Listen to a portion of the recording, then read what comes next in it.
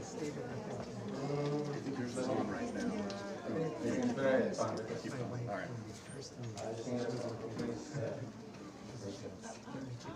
Good. โอเคสวัสดีครับสวัสดีทุกคนครับ Thank you สวัสดีทุกคนครับครับขอบคุณที่มานะครับ You serious right now? Last day ครับเพื่อนเรียนด้วยกัน Here. That's been 12 years. That's a pleasant surprise. สวัสดีครับ Thank you so much. สวัสดีครับวันนี้ก็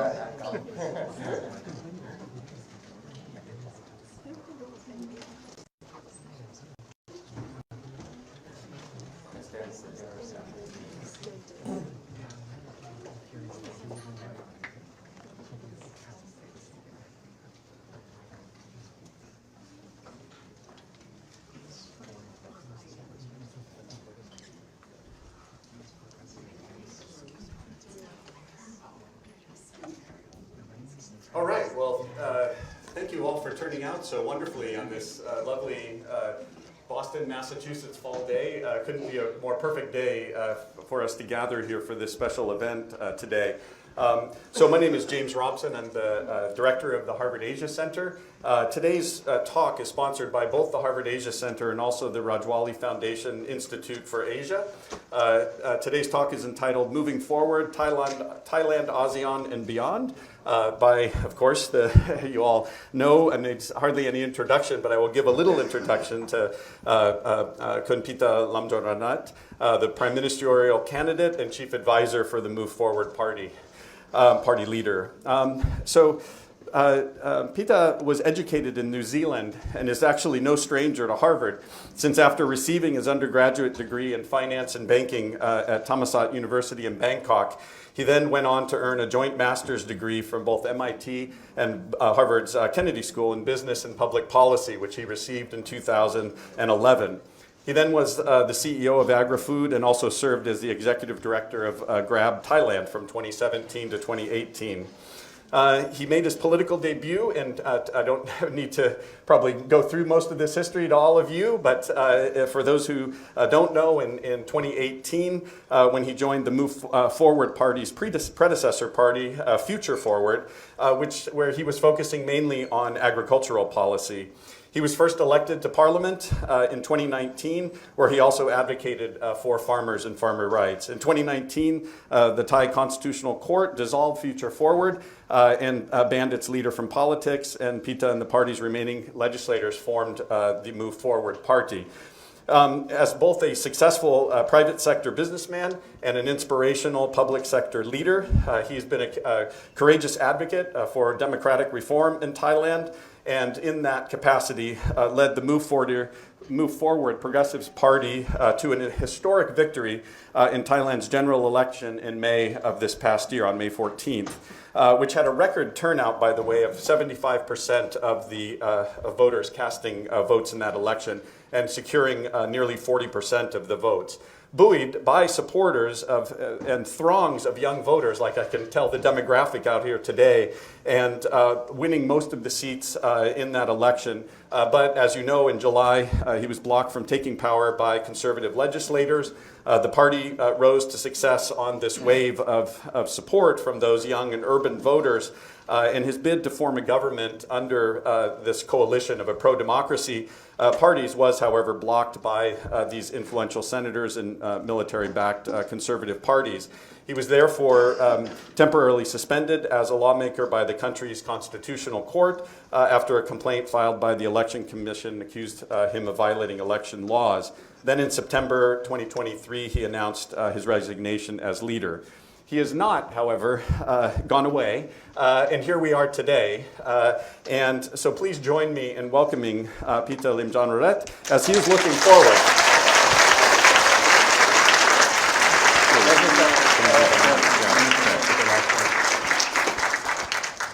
Thank you so much for that wonderful introduction.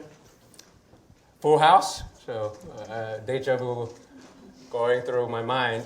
So thank you so much for coming for such a talk.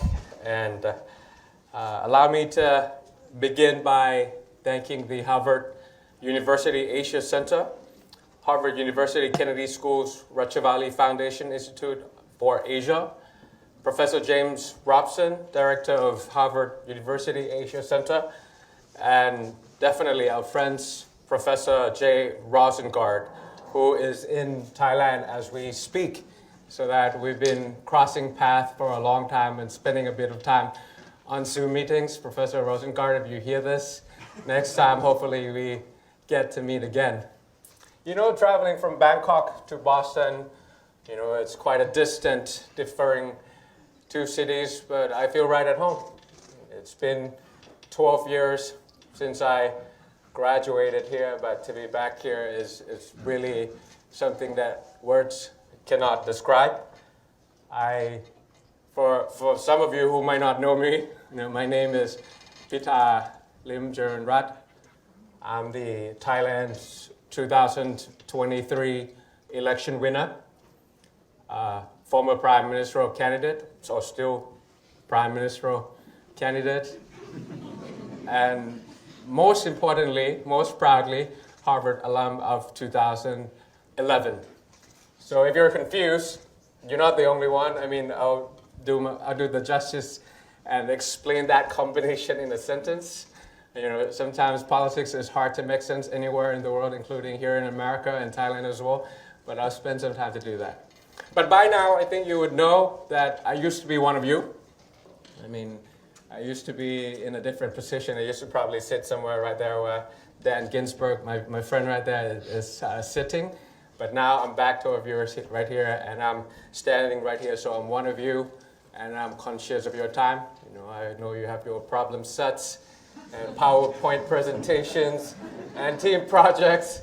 So what I'm going to do is I'm just going to go straight to the point. Just a few points that I wanted to make so that we can have some questions and answers later on, you know, to make sure that it's an interactive conversations. And I think the first point that I like to make is that Harvard works. It's classes like How to Run for Public Office, blocks away by Professor Steve Jarding, you know, that taught me how to run political campaigns. It's classes like Comparative Politics by Professor Pepper Culpepper. It's Competitiveness of Nations at the Business School by Professor Michael Porter. It's Political Parties in Practice. All those things that to turn textbooks into reality. To beat against all odds. You know. We managed, I'm a rookie leader. I was, you know, running a political campaign for the first time for a 3-year-old party in a game that was designed that we lose. Gerrymandering, the way you calculate the constituencies, constitutional hardballs, but we won. You know. And because of that, I just want to ensure and send the message rather to, you know, beloved students or respected teachers that your time that you spend here, right here in Harvard, it can become a reality. And Harvard was really an integral part of my success of how I ran my political campaigns. Because of Harvard, I promised change in demilitarizing Thailand, improving the professionalism of the military, making sure they are up to speed when it comes to protecting Thais against external affairs, but never intervening in internal affairs and politics through cycles of military coups. And that's why I won.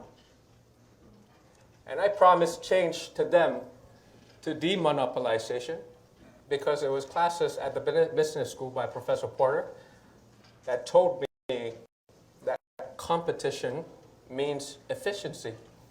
So it was rather energy sector, retail sector, beverage sector, agricultural sector in Thailand that need demonopolization, and rather use a legal, which should be a platform for equality, as a barrier to entry for people not be able to participate in those businesses. I promised them change in decentralization, I told them Bangkok is not Thailand and Thailand is not Bangkok, so that when COVID crisis hit the country and 50% of the budget and 50% of the economy is gone because of that. Demilitarization, demonopolization, decentralization, my platform in a nutshell. And that's what gave me the victory as well as preventing me from governance. So that's my explanation for that introduction that I gave to you. 2023, Thailand's election winner by 38%, 14.4 million votes for the first time that I led a political party. Still a prime ministerial candidate, temporarily suspended on technicality, and that's why I'm here. And that's really the struggle of politics, of elected versus appointed. You see how this is how it works. There's a joint session in Parliament of 750 representatives, 500 elected, lower house, 250 in the upper house, appointed by the military junta. And it's a simple majority who pass. We can all do the math. 376. I got 324. And then, we won the victory. We formed a strong coalition, that reflected the hope of the people. That change is coming here to Thailand. It's a new dawn. It's a new day. Then I needed the numbers, the votes from the appointed senators. Apparently, unfortunately, 50 of them were up for quorum. So devil's in the detail. 76 divided by the number of people who were active as a whole, not active in the parliament, active on that list. So 50 of them, majority of them have promised me that they understood what was going on, decided they wanted to see change, structural one, not just a minimum one, a structural one in Thailand, and wanted to come and vote, but unfortunately they couldn't make it to quorum. So a quorum elected prime ministerial choice in Thailand. But that was the story. But still, it's my main message about this is loud and clear, and it's an encouragement to all of you that your problem sets, your PowerPoint presentations, your team meetings, really matter. And you could also be speaking down here, just like me, maybe in a shorter time frame than 12 years as well. But the main message of what's going on in Thailand, I think each one of you, it's not just a Thai story, that's the thing. We're getting pivotal moments. Democracy is in peril, it is under siege. International peace is fragile and fleeting. When I first came here in Cambridge, 2006, according to Freedom House, 48% of the world lived in a free society. Guess what that number is today as we sit here?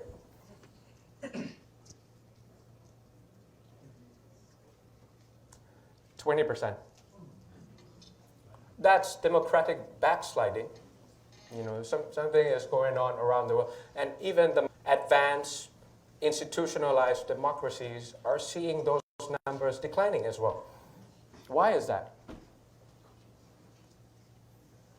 My argument is this, going back in time a little bit, during the Cold War, when thriving democracies were flourishing all around the world. At the same time, there was another thing, economic structure, no matter how you call it, you could call it neoliberal capitalism or things like that. But those things that come out, if democracy is about redistribution of power, but that economic structure that came with it, neoliberal capitalism or anything, however you want to call it, it's about concentration of wealth. When I was born, the inequality in the world within countries, the top 1% and the bottom 50%, that's about eight times in terms of income inequality. And guess what that number is today? 16 times. So 8% of the richest, 8 of the richest people holds 50% is much more than the bottom 50% of the rest of the world. And that number is essentially true in Thailand also. 1% of Thais hold 67% of the wealth. So you wouldn't blame them, would you? Why people are questioning democracy at the same time that it's about redistributing power, but then it gives together with an economic structure that is a concentration of wealth. Add that with economic devastation that comes. So we see that all these things are coming together in a perfect storm that requires not just what's happening in Thailand, it's happening anywhere in the world, no matter where you come from. So now what do we do? How do we create a society or a political structure that allows both redistribution of power and redistribution of wealth at the same time? Inclusive growth. And different countries have different ways of doing it. For us, what we propose is that it's a country that's on profitability. We focus on environment, we focus on land rights, land justice, environmental rights, social welfare state that takes care of our labor, empowering them. So that's like also almost like social democracy to us. And it doesn't matter if you agree or disagree, but it's about really coming together to really think about how we create this architecture of how we proceed going forward. Now, that's Thailand, that's the first part. The second part is that, it's not just Thailand, it's all of us right here in this room. The third part is, what's that collective action, the collective action of, achieving the unachievable.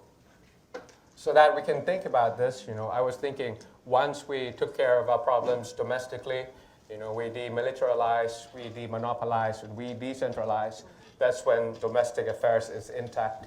And then we can start thinking about foreign policy. Because foreign policy is a reflection of domestic policy.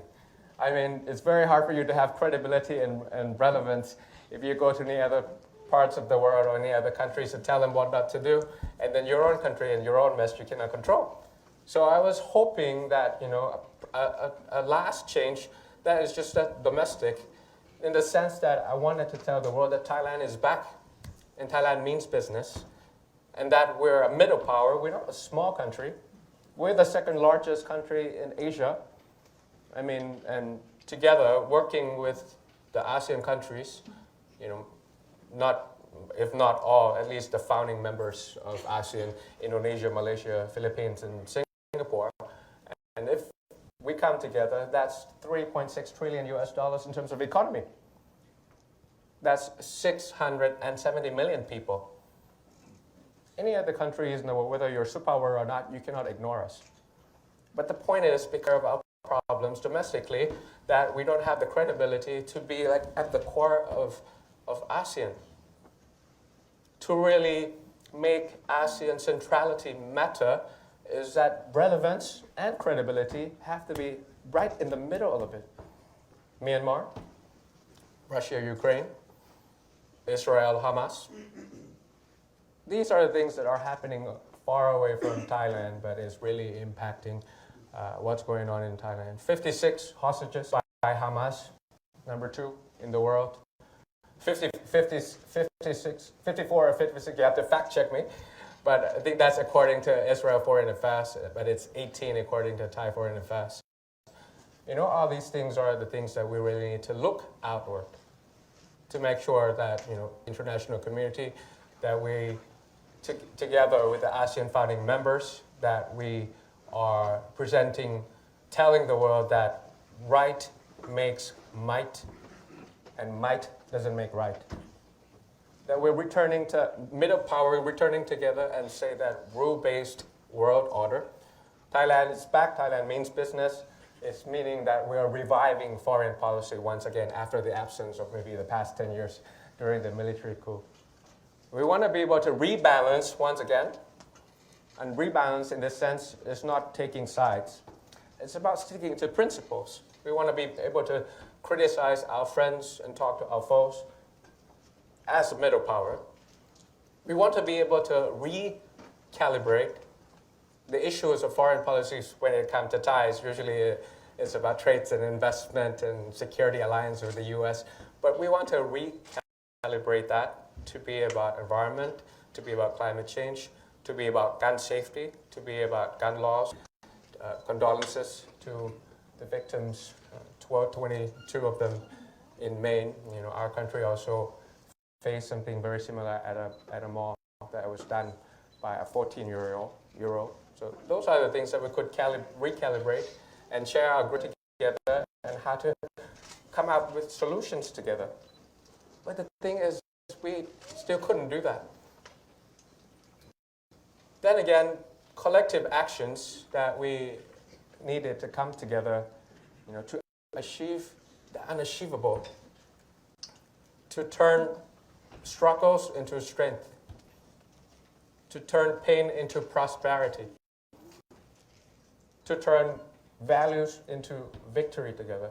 That's really up to all of us. You know, if you do well, but I don't show up, missing in action. If you do well, I'm missing in action.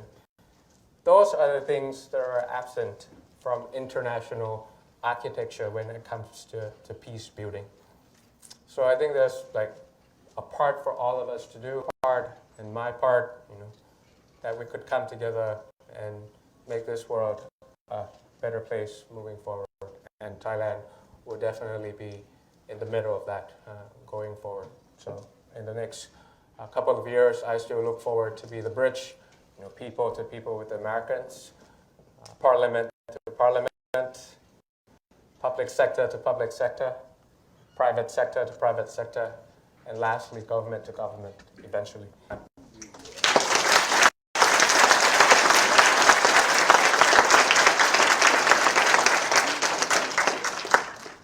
That's your turn. Your turn. Okay, cool. No, it's not my turn. Nobody wants to listen to me here. They're all here for you. And so we have some plenty of time to field questions from the audience. Absolutely. Would you like me to recognize people, or would you like to do it yourself? I'll do it myself. Okay, good. I figured you would. That's part of the training as well. Indeed, yeah. Okay, let me see some show of hands. Maybe a couple of them. Number 1, number 2, number 3. Let's take 3 at a time so that I remember the question. How's that? Are we good? Alrighty. Your turn. Go ahead. Awadi Kap. Brian Kap from Thailand, also HKS student. Oh, cool. Thank you. Thank you so much for visiting us today and giving us a speech. Just a Technical issue. That's fine. No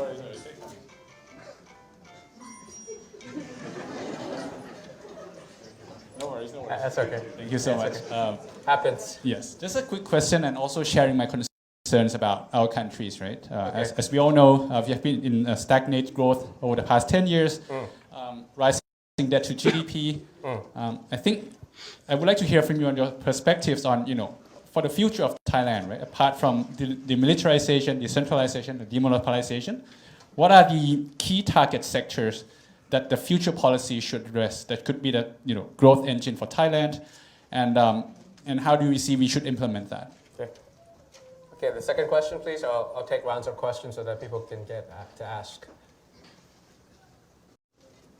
How much time do we have for this room? We have plenty of time. Okay. Hi, my name's Satomi. I'm half Thai, also MPID, so HKS, as well as dual degree with HBS. One of the things that I think a lot of us who come to higher education here wish to go back to do is change the country, which you obviously have done, but it's obviously a very uphill battle. So what is your advice in terms of staying motivated? What is your advice for new grads in terms of how you should sequence, how you want to change the world? Do you go straight into it, or do you think of it as maybe the first 10 years building up the skill sets to then be effective? So more of a personal question for you. Okay, gotcha. Number 3, please.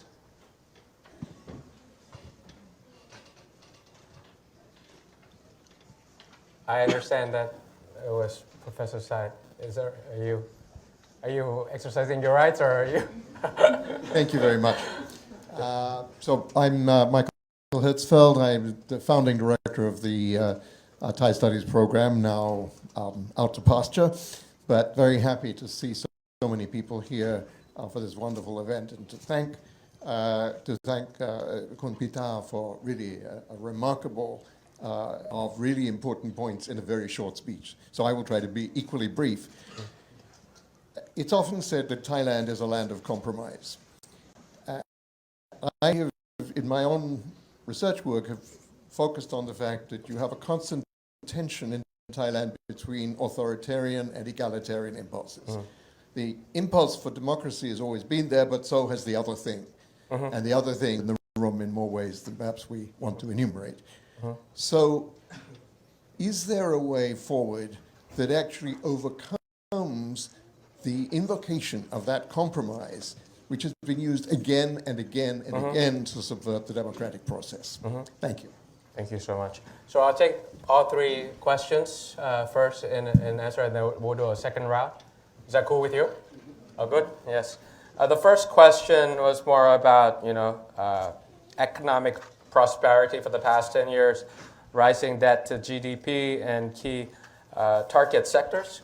My short answer to you is we have to recognize problems and turn them into assets. If you focus only on our assets, tourism, export-led, and all those things, you could improve it, but then there's very limited amount of rooms for you to actually proceed, as well as the inequality side of it that I was telling you about. So how do we come about inclusive growth? Is turning our liability, national liability, poor water sanitation, lack of internet infrastructure, measuring the map of each land so that you give land justice to the indigenous people. All these things are pain points, if you are from the business school as well. This is like the pain points that we could turn into industries that Thailand could really master. And once you master it in one district, you could expand it through the entire region. And then you can do it nationally. And then you can do it throughout our neighboring countries in ASEAN. Imagine if you just turn tap water into drinking water. You need some measuring flows, and you need some IoT devices in order for you to check if the quality of the water is good. The 76 districts all around Thailand. What kind of industry is that? It's like changing the environment. It's about giving people the public good that they deserve. EV bus, transportation in Bangkok, as Professor would know, is horrendous. And also the air pollution coming out of it. I was just speaking to another nominee of Time 100 Next, and all they said about Bangkok and Chiang Mai was about the pollution. But if we find a secret sauce that takes care of all these problems and turn them into potential, problem into potential, and that's how you create growth, and also taking care of it in a commercial side as well as something that's good for the people as well. So that would be my answer. Second part, personal question.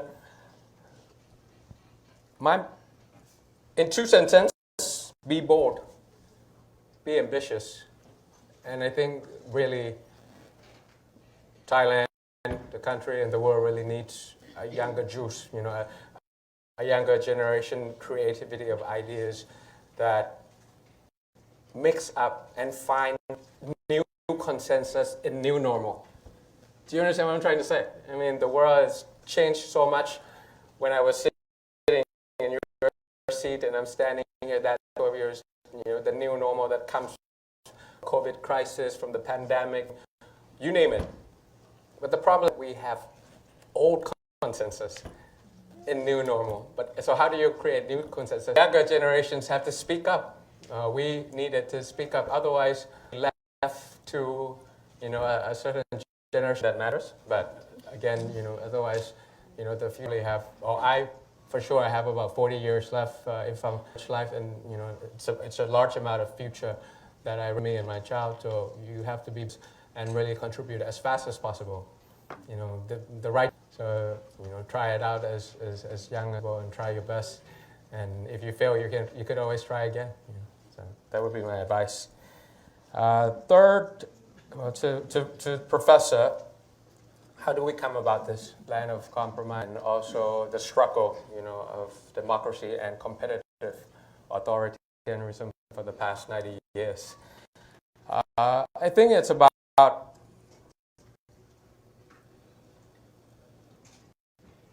the right infrastructure, right culture. As of now, there's really hard infrastructure and constitutional hardballs that would prevent elected officials to assume power to govern. It's really come into domination of ideas through soft power to really show that Thailand has changed and we want to really have a culture that demands. So to the extent that there could be collapse from within, and these terms I have to give credits to Harvard professors. Tyranny of the minority, for example. Those are the things that have a robust opposition, you have robust media, you have international scrutiny, you have collapse from within, not because you have guns and bullets, but because you have domination of ideas and you're explaining the decisions of the country. It's just not for me, it's not just for you, but it's not even principles, but because we have a system that allows conflict, as well as conflict management by itself. Let people speak and let people's choice govern. Do it next time I'm out, people will vote me out. Let's die because nobody chooses them, not because someone made some revenue from cooking shows or trying to come out with a proper campaign finance and disbanding political party. This is something that takes time, but I think it's sustainable. Process that is probably going through people's mind. It's a road less traveled. Be comfortable with the uncomfortable. It's going to take time, but I think the reason why we found the party to bring about, it's slow, but it's reversible also. So that's how we're going to go about it. We're going to win more. That's what we do.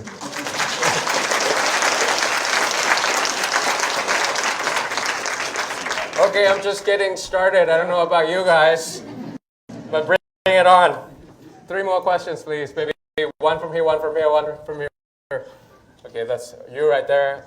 You at the back, and I'll come back to you. So, yeah. Okay, from left to the back and into the right, please.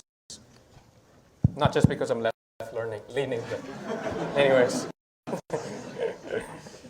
Right, so you know me, but my name's Tia. I'm at the Kennedy School for MPA and MBA at MIT.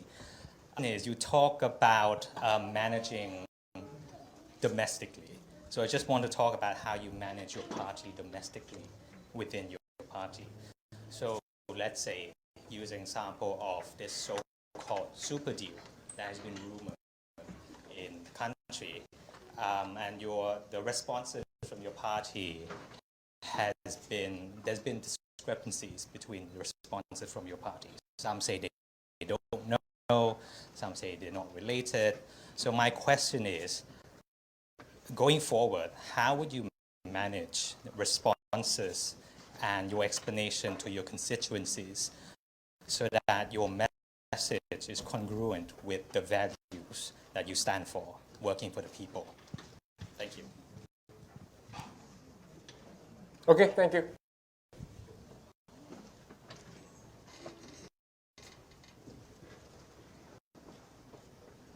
Go ahead.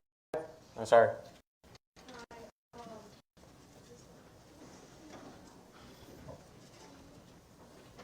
Hi, Lucy. I'm an MBA student at HBS. Hi. So I'm actually Chinese, but I worked in Thailand right before HBS, so it's my second home, basically. I see. So I was working at a startup in Thailand, and then what I realized is that there are actually so few startups in Thailand that got to like Series B. And investors are not really looking to invest in Thailand either. A lot of the founders are really like struggling, and I think one of the potential reason might be because there's so many like all the business dominated by like the big families and conglomerates, there might be other reasons too. So basically, my question is what do you think is the solution to boost the innovation and also improve the startup ecosystem environment in Thailand? I'll answer. Third one, please, on the right.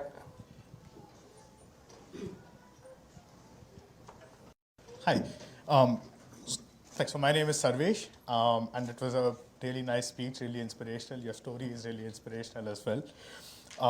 So I am Indian by birth, so my question is sort of, you spoke about as Thailand is moving forward and the role of other nations in the growth of Thailand, or Thailand's role in the growth of other nations as well.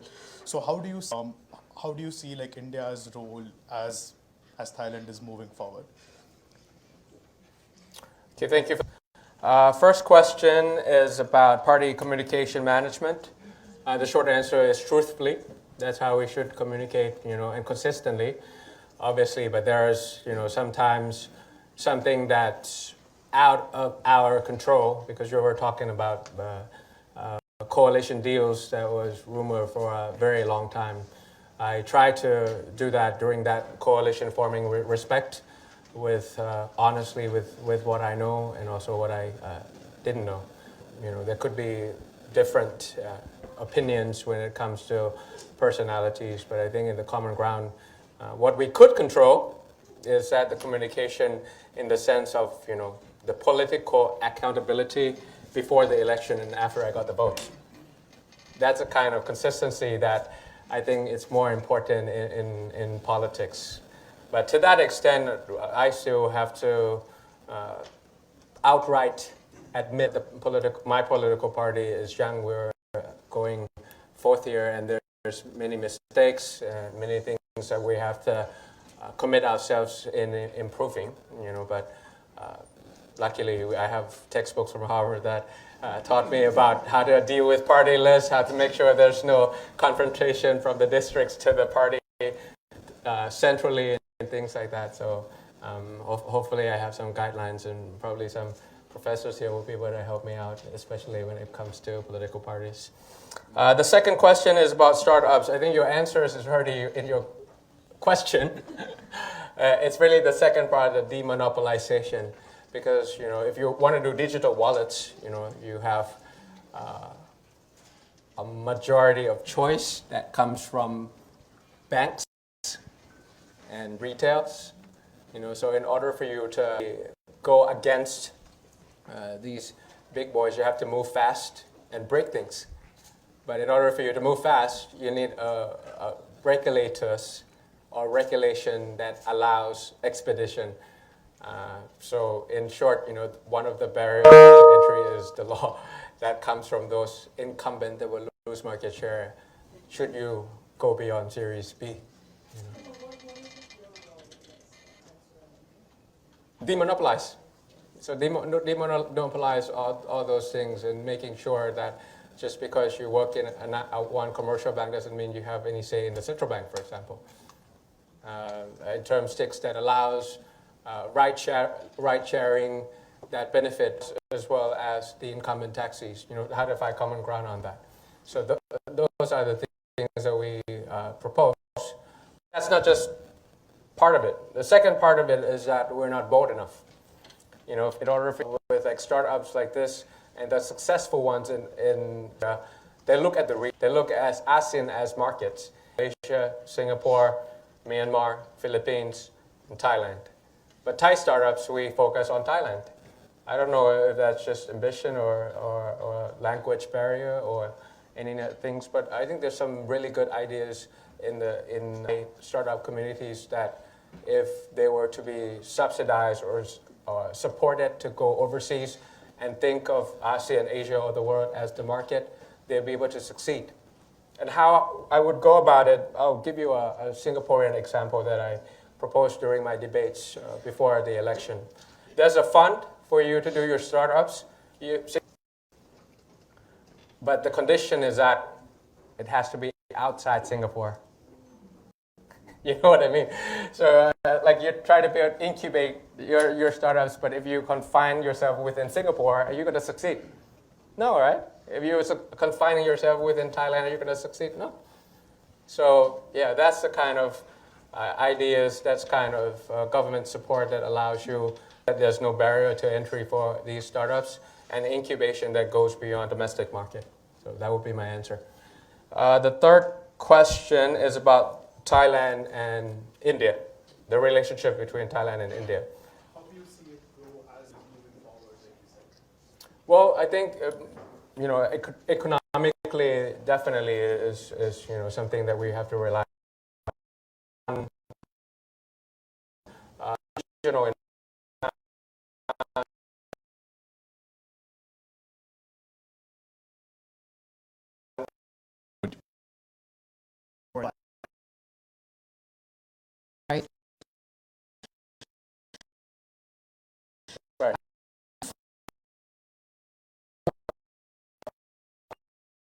graduate. I would argue that if in their presence, and if they stand right here, and they'll say, it has to happen, all of them, and it has to happen yesterday. Because to come with adequate vaccines, to come up with protective gears when it comes to wildfire, when it comes to 75 years fighting since their parents, it's something that they really need. Or people in the agricultural sector who rely on subsidies, government subsidies all the time, have no choice but to sell it to the middleman or throw it onto the floor or burn down the entire produce just because they cannot decommoditize it or say so that, with this small amount of capital gain, the start of the capital that you have, the investment that you have, is too little for you to participate in the market. So the law is going to allow you to participate in this much market. Either you stay down here or you become the top one and you can participate over there. So yeah, it's really depending on who you ask and whether it's radical or not. But I think it's safe to assume through elections result that radical is the new normal, if you ask the commoners. That would be my answer to your question. The second question comes from you, and it's about the role of military dominance in the past, maybe 50, 60 years. If you mentioned Thammasat, I would assume that is roughly the time frame that you are thinking about, and you ask for the details when it comes to demilitarization to make sure that we have a strong budget to keep up with the national security of 21st century. It's about fighting against cybersecurity rather than have a large amount of army personnel. They're very important, and I want to be able to take care of them and take care of their human rights with the society, have a professional career path for them. And that's really intertwined because, the amount of investment you invest in the personnel, that's really, it's a limited resource that you appropriate to the right military resources that goes against today's threat. So military conscription would be something that we propose and well accepted, so that the military is professional and it's lean, and it's really up to date at this stage. But what's going on when you said, the comparison of numbers, I've never thought that way, but I would have to agree with you. The number of people, the number of Thais killed for political rights or different opinions are probably much more from the abroad. I think it's not just about the legalization, but it's also introducing fact-finding, accountability, and that's the reason why, even if we didn't become the amnesty law, that would take care of fact-finding, accountability, and what happened in the past, so that we can really have justice. We start out with, let's have reconciliation, let's have justice, and we have a very thick book about it, but we don't do fact-finding, we don't have any transparency. and we have no accountability. It's the other way around. And so that's the way I would respond to your concern, your question. The third one is about ASEAN centrality, relevancy, and my elevator speech, short, concise, turn 5-point consensus into a 5-year roadmap, and how we return democracy to Myanmar. That's in a nutshell. Come together, at least 5 of us, the founding members, live up to the expectations in the future, as well as historical past, and then show people that we're credible. We mean what 5 bullet points on the paper, but it's really something that is sure benefits to Thailand, who share economic migrants that work in the country, to ASEAN, to Asia, to America, to China. Myanmar is something that is not off the radar. Global peace order, so that's something that we could do in very short. But then again, it's really the ASEAN Charter when it comes to that kind of definition that was in the past.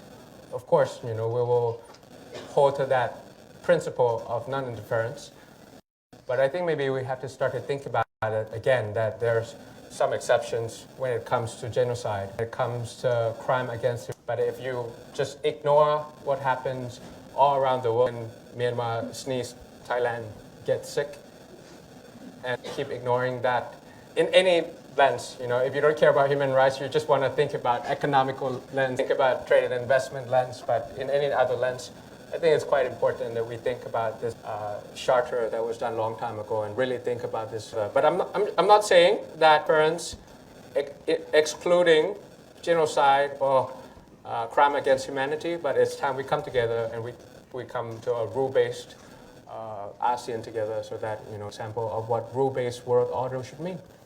It's the kind of diplomacy that doesn't allow might to be big, large, makes might. And also, it's not possible for you to allow the new world order to press smaller state. It's a pivotal point that Thailand alone cannot do it. We have to do it with ASEAN and also collective action to achieve the unachievable. That's what I meant by that. You actually take the prerogative to push that question just one in a final question. By all means. To take advantage of the fact that you are visiting the United States and also spending some time here at Harvard, and thank you for doing that. What is it, two-part question then.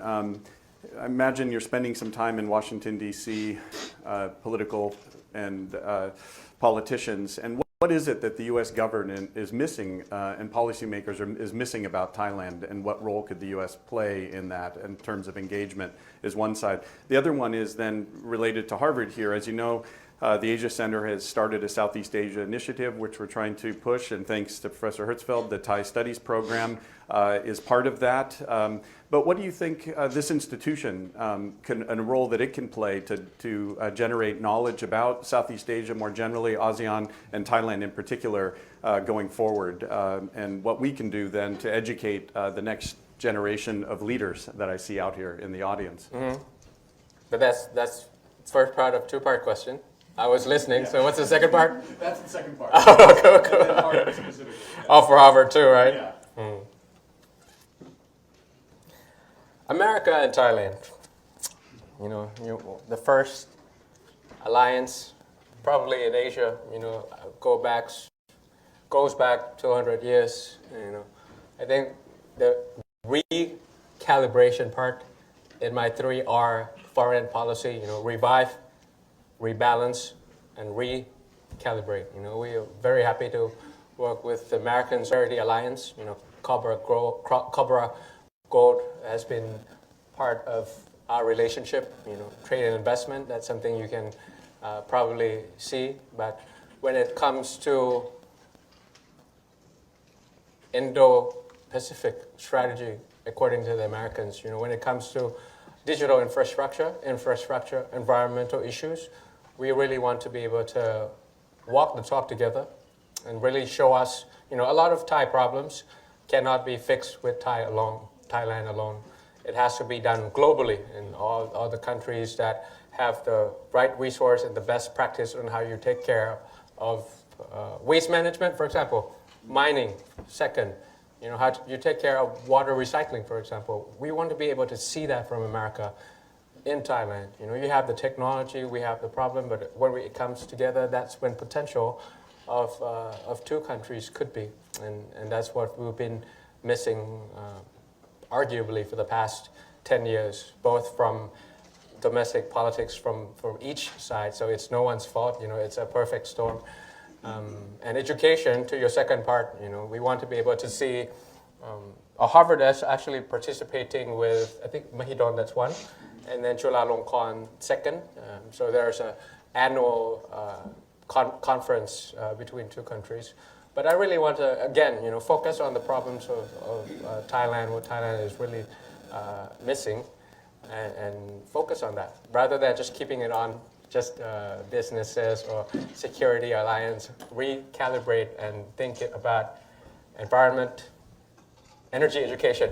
Here we go. Now you remember 3 E's. Yes. Sorry, I was going around the bush, but to answer his question is, how Harvard can really work with Thailand is 3 E's: education, environment, and energy. And we've been missing you. So if we get to rebalance, just not taking sides whether the East or the West, but also the principle of how we want to live together as the world.